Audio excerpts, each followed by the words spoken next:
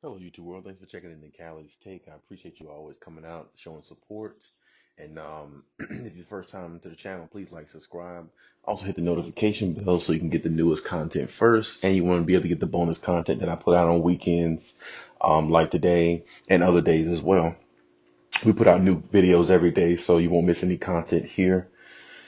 So let me just get into this topic I wanted to speak on. You know, there's a lot of people, a lot of fans. There's a lot of analysts, a lot of everybody who has criticized Paul George a lot. You know, and I always say, one guy on a team isn't the sole blame for a situation because, it's a team game and everybody is accountable for what they do and what they don't do. It's just, when I look at the Clippers, what always scared me about this franchise ever since, last year, since Kawhi Leonard, my favorite player who's on this team, what's always scared me on this team was Paul George. Paul George has always scared me because I've always said Paul George is a top 10 player, a top 5 to 7 talent type player, whatever you want to look at him as. But in the playoffs, he just doesn't have winning intangibles. And one of my videos way back, you probably have to go far back to listen to it, but I've criticized Paul George. And I've said that Paul George is really, really talented. I said he has a lot of, gifts. But putting it all together and executing the plan and playing at a high level when it's needed of you is two different things. And you know what I'm saying? Like, there's a lot of people who defend Paul George. And there's a lot of, there's even some analysts that I listen to at times defend Paul George to the point where it's like you think Paul George is a much better player than even than what he is. The way some analysts defend him. I mean, I've heard Stephen A. Smith defend him before, but looking at these playoffs here, if the Clippers don't make it out of the playoffs, or they don't, what should I say? If the Clippers don't win this series or find a way to at least get to a finals, I mean, I personally think the Clippers might actually look into trading Paul George because, I mean, honestly, when you look at Paul George, after the first 2 games of the Dallas series, going into the 3rd game, I mean, Paul George really has been a non-factor to a degree. I mean, well, maybe I shouldn't say non-factor, but I'll say this.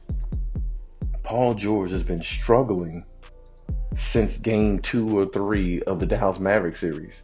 He really hasn't showed up.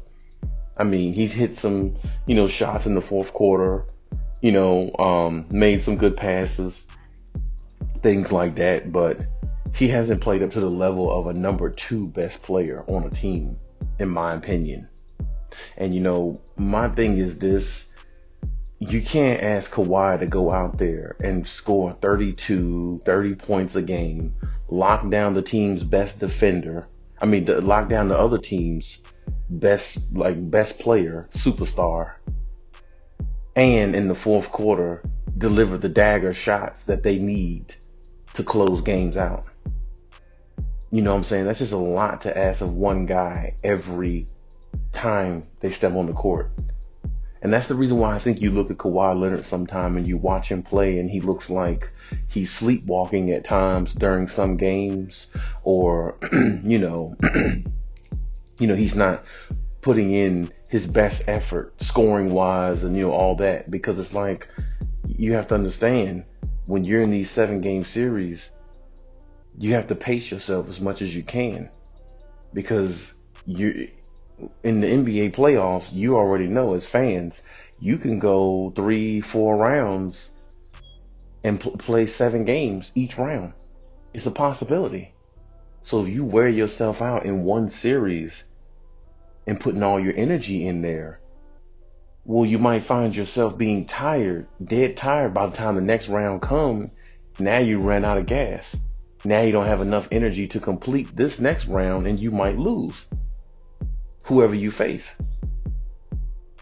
And right now, when you look at Utah, not only Utah looks like the better team, but they just look more like the team who's hungrier to win it. And my thing, I'm not saying that this is going to happen with Paul George, like the Clippers are going to trade him if they lose, but I can definitely see a scenario where that might be that could happen. I could see it, because it's like, when you think about winning intangibles, it's like Paul George doesn't have those. I don't, like I said before, I don't want to see Paul George go 1-on-5, or, with 2 defenders over him, 2 defenders draped around him, taking a jumper over 2 defenders, a step back jumper that's probably not going to go in. And it just looks like, I've said before, it just looks like he is in the way of Kawhi Leonard sometimes. It just looks like they hold their breath every time Paul George shoots it or takes a step back or whatever. You know what I'm saying? It's like, to me, Paul George got paid 180 plus, close to $200 million to produce and to be a very, very good backup to Kawhi Leonard. I mean, if you're making 180 plus million dollars, which they signed Paul George for, I expect you to go out there and put up numbers like Kawhi is putting up. I expect you to go out there and really show us who Playoff P really is. Now, like I said, I'm not going to blame it all on one person, because I think Kawhi could be more aggressive. Like I said in my previous video, I think he could be more aggressive. I think, Ty Lue can, make some better adjustments in regards to the team. And, I've been said, I think Rondo should be in there in the fourth quarter of every game, if you ask me. I don't care what game it is, where they're playing. I expect to see Rondo in there, because to me, that's what you acquired him for, to finish these games out and put them in the best position to score. And plus, Rondo is really, underrated on defense as well. So his defense in the fourth quarter, he can make some steals and make some big plays. Either way, this is why he's playoff Rondo. And I think I need to see more Nicholas Batum too. I think maybe, starting Nicholas Batum wouldn't hurt. You know what I'm saying? I think, putting him in over Marcus Morris wouldn't be a bad idea. But I mean, I just need Nicholas Batum to have more minutes, because I just feel like he's more effective and he's a better defender too. But yeah, in regards to what I'm saying, Paul George has got to show up more. I mean, let's just say this. I remember, if you want to go back and look at the video when he was on All the Smoke with Steven Jackson and Matt Barnes, Paul George blamed Doc Rivers for a lot of what went wrong in the bubble. And he literally blamed him. And, honestly, I think Steven Jackson just put out a video here lately of, speaking on that fact, where Paul George had said, Doc Rivers basically was the reason why they didn't excel in the playoffs the way they were supposed to last year, because of his coaching, and he didn't make any adjustments, and all the above. That sounds great, and at the time it sounded believable to a lot of people. But Paul George saying that, and now you're looking at him in the playoffs, he hasn't really had a good game since like that game 2 or game 3 of the Dallas Mavericks series. And that seems like ages ago now, because they're about to play the third game tonight against the Utah Jazz. And it's like, hearing Paul George blame Doc Rivers on national TV, basically, on All the Smoke. Yeah, I mean, it's like, that sounds great at the time, but now you really got to back that statement up. You really got to go out there and back up what you said, because if Doc Rivers was the problem, Well, then why are you struggling this playoffs? Because if it wasn't for Kawhi Leonard scoring 32 points a game on 60% shooting last series, the Dallas Mavericks would be playing the Utah Jazz. It wouldn't even be the Clippers. So this is what I'm saying. Like, if the Clippers are expecting Kawhi Leonard to go out there and put up 32 points and shoot 60% the rest of the playoffs, I mean, probably not going to happen. Because, I mean, that stretch of basketball between game 3 all the way to game 6, Kawhi Leonard was magnificent. I mean, he was magnificent the whole series, actually. But, I mean, especially, I'd say game 3 all the way to game 7. I mean, he was spectacular. But if it takes a Herculean effort out of him to be that, I mean, he could have just stayed on Toronto for that. I mean, there was no need for him to come to the Clippers. He came to LA because he wanted to be at home, but he also came to LA because he wanted some help. Because Kawhi, you know, his knees isn't the best. And, you know, he knows that. And him having some help is always better because, you know, if you got a second superstar, it takes a lot of load off of you sometime. And now that you look at a team like Brooklyn and teams like that, well, he definitely needs the help. He definitely needs the help badly. And, you know, that's just the way it goes with that. But at the same time, you know, looking at Paul George and hearing him say that on All the Smoke, and now Steven Jackson comes out with this video. Make sure y'all check out the video, you know, with Steven Jackson saying something about Paul George. And he's basically saying in the video that he put out was, you know, we need playoff P to show up. We need playoff P to show us why your name is playoff P. You blame Doc Rivers. You said Doc was part of the problem. Okay, you got to show up. And that's what Steven Jackson was saying in the video he just posted here lately. You know what I'm saying? And he wasn't saying it in a bad way because he root for Paul George. You know, they like Paul George. And a lot of people seem to like Paul George. But at the same time, you know, you got to go out there and prove who you are.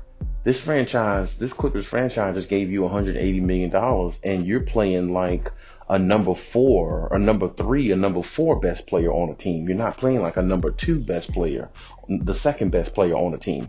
You're not playing to that level. And it's like all these people who do support you, you know, like Matt Barnes and Stephen A. Smith and Steven Jackson, you know, the guys who out there, the people out there who do support you, they support you for a reason because they know you have the ability to be a player that can help separate the Clippers from a lot of other teams. Because let's just be honest, if Kawhi Leonard plays an average 23 to 25 points a game, they still could win this series because Paul George is supposed to be averaging something like that per game. And really, if you look at his matchup that he has, I mean, honestly, you know, can't none of those guys on Utah stay in front of him? Joe Ingles, none of them. I mean, none of those guys, Bogdanovich, none of those guys are more talented than Paul George. They're just not. I mean, they're good players. They play their position well, but at the same time, they're not more talented than Paul George. So the matchup that he has in this series, he should be dominating. And it's like, at some point, is he good enough to actually win the Clippers some games? Because if you're the second best player on a team, you have to help your team win sometime. Like when you looked at the Lakers with Anthony Davis and LeBron last year in the bubble, there were games where Anthony Davis won the games for them. I mean, in the series against Denver and all the series they played, there were games where there was at least 2 or 3 games out of a series where Anthony Davis won those games. It wasn't really LeBron. LeBron assisted, and Anthony Davis carried the load and won those games. To me, your second best superstar should be able to win you 1 or 2 games off of his talent alone. If you got 2 superstars on a team, one of them should be able to carry the weight at times, like Kawhi did it through the whole series against Dallas. He carried all the weight. I mean, the 30 points at halftime, the one game, end up having 41, the 45 points, the 28, the 28, 10 and 9, damn near triple double in game 7. I mean, game 5, he shot really efficient. That's what I'm saying. He carried the weight the whole series, the last series. So, I mean, to me, isn't it Paul George's turn to carry the weight some? I mean, at least, help the Clippers get a game or two. Paul George is good enough to put a team on his back for 1 or 2 games and help them win. Paul George is good enough to do that. You're a top 10 player in this league. You're a superstar player in this league. So you if you're getting paid superstar money, you have to produce at superstar level. And I'm telling you, ever since game 3 of the Dallas Mavericks series, Paul George has been shooting really horrible. And you look at some of the shots that he's taking over 2 defenders and not taking high quality shots, and it just hurts the team to me. A lot of people say their defense needs to step up, and I understand that it does, but defense is also, fed off of offense. When the ball is going in, when you're knocking down shots, you can get set in your defense quicker, better, more effective, and you feel more confident on the defensive end because now your jump shot is going in. And now you feel like, okay, let me just back that up with a little bit of defense because we're putting pressure on them offensively. And we're putting pressure on them to where they feel like they have to keep up with us. So now you're playing defense more free if your offense is flowing the way it's supposed to. But this is what I'm saying. You got to have those winning intangibles. Like hypothetically saying, if the Clippers had Jimmy Butler. Now let's just picture this. Jimmy Butler is not as talented as Paul George, because Paul George is supremely talented, way more talented than Jimmy Butler will ever be. Jimmy Butler, a lot of his game is basic, and it's, a lot of it looks trashy at times, which is the reason why, he's a number 2 best player on a team, not a number 1. But he is a really good, effective player. He knows, he does have a really good basketball IQ. And to me, that's what sets him apart from a player like Paul George. Because if the Clippers hypothetically had a Jimmy Butler, he's tough, he's gritty, he's nasty, he's playing hard on defense, and he can knock down a shot if he's wide open. He can hit big shots. And he plays with an edge that is winning basketball. Because if you look at it, who picked them last year to go to the NBA Finals last year in the bubble? Nobody picked them to go. I mean, I think they had Milwaukee or they had the Celtics going to the NBA Finals last year in the bubble. And Jimmy Butler rounded up the troops and had them play, at a level that a lot of people didn't think they could, and took them to a finals. You see what I'm talking about? So my point is, when you're playing with somebody who has winning intangibles, it shows at all times. Jimmy Butler can't score as good as Paul George, but at the same time, he's more valuable than Paul George, and when you need Jimmy Butler to show up and play hard and play tough and, get a loose ball, get a steal, get an extra rebound, draw fouls, get to the free throw line, score your points, put the defense on their heels. Jimmy Butler can do things like that. And this is what I'm saying. I don't want to, say too much because, I'm not saying Kawhi Leonard's going to go to the Miami Heat with Jimmy Butler, but I'm just saying that, when you look at players like that who are not better than Paul George, but they bring more to the table than Paul George. And this is what I'm saying. The more and more I watch Paul George, the less and less belief I have in him, because it's like I'm not seeing what he should be doing. He should be out there dominating. He should be. Like I said, in this series right here specifically, or the Dallas series, Paul George is good enough to help the Clippers win 1 or 2 games, putting the team on his back sometime. Paul George is good enough to drop a 40-point explosion. He's good enough to do that. And to me, if you're the second best player, there has to be games where you just dominate and don't always rely on Kawhi Leonard to do it. That's the reason why you're the second best player. Because when you look at other teams with their second best player, that's what it looks like at times. Even when, Damian Lillard on Portland, Damian Lillard, his second best player on there would be CJ McCollum. Even though Portland doesn't win all the time or something like that, but when Damian Lillard is struggling or not playing well, CJ McCollum has had plenty of 30, 40-point games to carry the load sometime when Damian Lillard is not playing at his best. And that's my point. When you have a second superstar, well, I don't look at CJ McCollum as a second superstar, but my point is when you have a second best player on a team, they should be able to carry the load at times. It shouldn't always be Kawhi. I mean, if that's the case, then let Kawhi take all the shots like he did on Toronto and really put the team on his back and see how far they can go.